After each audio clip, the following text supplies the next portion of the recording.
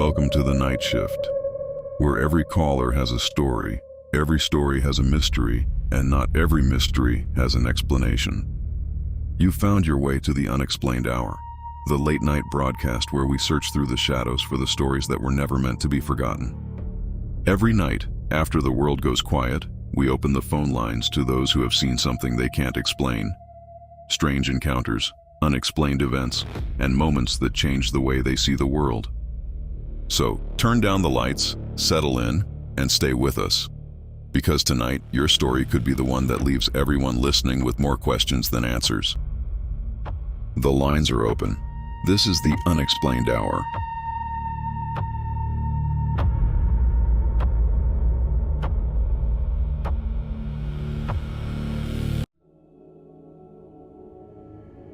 Before we begin tonight's episode, we need to let you know this is a special edition of the Unexplained Hour.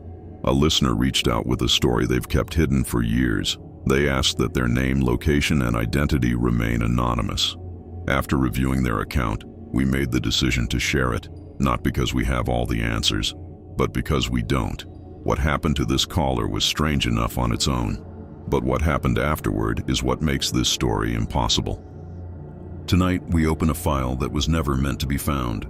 This is the story of a caller who claims they encountered something they were never supposed to see.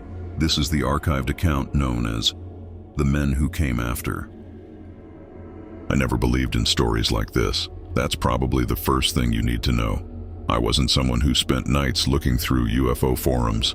I wasn't interested in government conspiracies. I didn't believe every strange light in the sky was something impossible. Most of the time, there was an explanation. A plane, a satellite, a reflection. Something ordinary that people turned into something mysterious. That was what I believed. Until one night, when something happened that I still cannot explain. And the strangest part wasn't what I saw.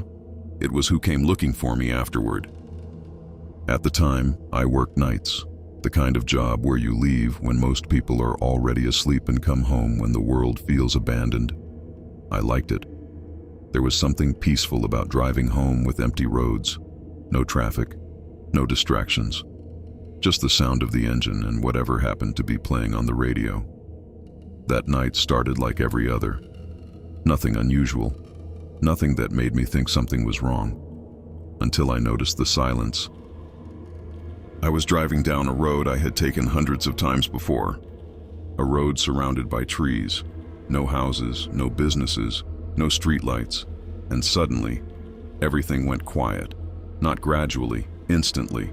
The radio stopped. The engine sounded distant. Even the sound of my tires on the pavement seemed to disappear. I looked around, and that's when I noticed something strange. The sky. There were no stars, not a single one. The entire sky looked dark and empty, like someone had erased everything above me. I reached for the radio. The screen was still on, but the station display was gone. Instead, there was only a set of numbers, 213. I remember staring at it because that didn't make sense. The clock on the radio had never worked correctly. It was usually 5 minutes behind, but it was showing exactly 213. Then I heard something, a voice, quiet, almost buried beneath static. At first I thought it was a radio transmission. Then I realized something. The voice wasn't coming through the speakers. It sounded like it was coming from inside the vehicle, right beside me. The voice said one word, my name. I froze. I looked over at the passenger seat. Nobody was there, but the seat cushion was pressed down, like someone had just been sitting there. I pulled over. I grabbed my phone. No service. I restarted it. Nothing. Then I noticed something through the windshield. A light above the trees. At first, I thought it was a tower, then maybe an aircraft. But the longer I looked at it, the less it made sense. It wasn't moving. It wasn't drifting. It wasn't flashing. It was just there. A bright white light hanging in the sky. The strange thing was, it didn't light up the trees below it. There was no glow, no shadow. It looked completely separate from everything around it. Like it wasn't in the sky, like it was somewhere else. And I was only seeing part of it. I watched it for what felt like a few minutes. Then it moved. but not the way anything should move. There was no acceleration, no direction. One moment it was above the trees. The next moment, it was farther away. Not traveling, just suddenly there, like reality had skipped a frame, and then it disappeared. I drove home. I don't remember much about the drive, like parts of my memory were foggy. I remember passing the cornfield, but I don't remember passing the abandoned farmhouse. I remember turning into my driveway, but I don't remember turning onto the street. And when I got home, all I remember is locking my doors and checking every window. I got into bed and I just laid there until the sun came up, trying to make sense of what just happened. When I was getting ready to shower the next day, I noticed something on my back. 3 small dots in the shape of a triangle in the center of my back. The configuration was no larger than a baseball, and there was no bruising, just 3 tiny dots. They were tender to the touch, like when you get a flu shot. My stomach dropped and my mind raced at the possibility of what happened to me the previous night. But I shook it off and tried to not think about it. I never told anyone because I knew how it sounded. And honestly, I didn't want to believe it myself. I thought that was the end of it. I was wrong. 3 days later, someone knocked on my door. It was early morning, I remember, because I had barely slept. When I looked outside, there was a black sedan parked in front of my house. No markings, no company logo, no obvious reason for it to be there. Standing at my door were 2 men, both wearing black suits, white shirts, black ties, dark sunglasses. The first thing I noticed was that they didn't look suspicious. They looked ordinary. Almost too ordinary. Like someone had created an image of what a person should look like, but missed a few details. I opened the door slightly.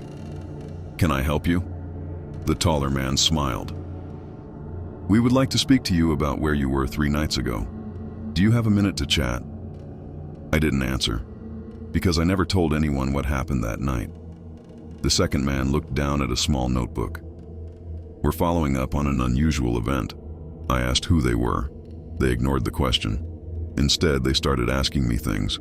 What time I left, what road I took, what I saw, what I heard. And then came the question that made my stomach drop. "Did it communicate with you?" I stared at them, because that wasn't a question someone investigating an aircraft would ask. That was a question someone would ask if they already knew. I said no. The 2 men looked at each other. The shorter one wrote something down. Then he said, "He remembers." I asked what that meant. Neither answered.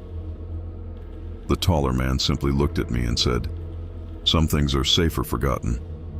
Before they left, he handed me a small card. There was no name, no phone number, no organization, only a symbol, a circle, with a line through the center. I asked what it was. The man looked at it for a moment. Then he said, "You'll see it again." I asked, "What do you mean?" He put on his sunglasses. "When the time comes, you'll be called upon again, and then all will be explained." They walked back to the car. I watched them get inside. The engine never started. The headlights never turned on. The car simply backed out of my driveway and drove off. Years passed after that night. The visit from those 2 men became one of those memories I tried to forget. It wasn't just the strange questions. It wasn't just how they just appeared at my house. It was the feeling I had left in the pit of my stomach after they left. The uncertainty of what they meant by, "When the time comes, all will be explained." And would that mean that everything I've built for myself would be in jeopardy? Some time passed and my father passed away. After the funeral, I was left with the difficult task of cleaning out my childhood home, the same house where I had grown up, the same house where my father had spent nearly his entire adult life. Anyone who has ever had to clean out a family home knows there's a strange feeling that comes with it. Every drawer holds a memory. Every closet holds a piece of someone's life. Things that seemed meaningless when you were younger suddenly become important because they were touched by someone who isn't there anymore. I spent several days going room by room, sorting through things my father had collected over the years. Old paperwork, tools, books, letters, things my father had saved but never talked about. Then, while cleaning out a storage room in the back of the house, I found something that immediately caught my attention. An old wooden box tucked behind a stack of forgotten belongings. It wasn't labeled. It wasn't dated. It was just sitting there, covered in years of dust. At first, I assumed it was probably just another collection of things my father had forgotten about. But when I opened it, I found an old photo album. The cover was worn and faded, the kind of album that had clearly been handled many times over the years. I almost put it aside. Almost. But something made me open it. The first few pages were exactly what he expected. Family pictures, old vacations, birthdays, pictures from before I was born, pictures of relatives I recognized. Then I reached the middle of the album, and that's when everything changed. Because mixed in with the family photos were pictures I had never seen before, pictures my father had never mentioned. And in the middle of those pictures was something that stopped me cold. A picture of two men standing outside, wearing dark suits, watching something in the distance. I knew immediately who they were, not because they looked exactly the same, but because of the feeling I got when I saw the picture. It was the same feeling I had all those years ago when those two men stood on my porch, the same uncomfortable feeling that told me this wasn't a coincidence. I began going through the album faster, turning pages, looking for answers, and what I found made me question everything I thought I knew about my father. Because the strange part wasn't that my father had taken the pictures. The strange part was that my father had kept them hidden for decades. And tucked away behind the album was a pair of black sunglasses and a badge.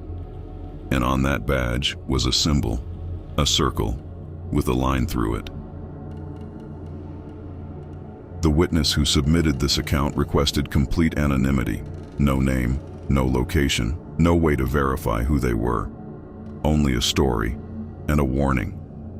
Over the years, similar accounts have surfaced. Different places, different witnesses, but some details remain the same. The black suits, and a symbol that seems to appear where it shouldn't. Coincidence? A shared legend? Or something much harder to explain? Whatever the truth may be, some mysteries are hidden because nobody has found them. Others are hidden because someone already has. And remember, when something strange happens, pay attention to who comes looking afterward.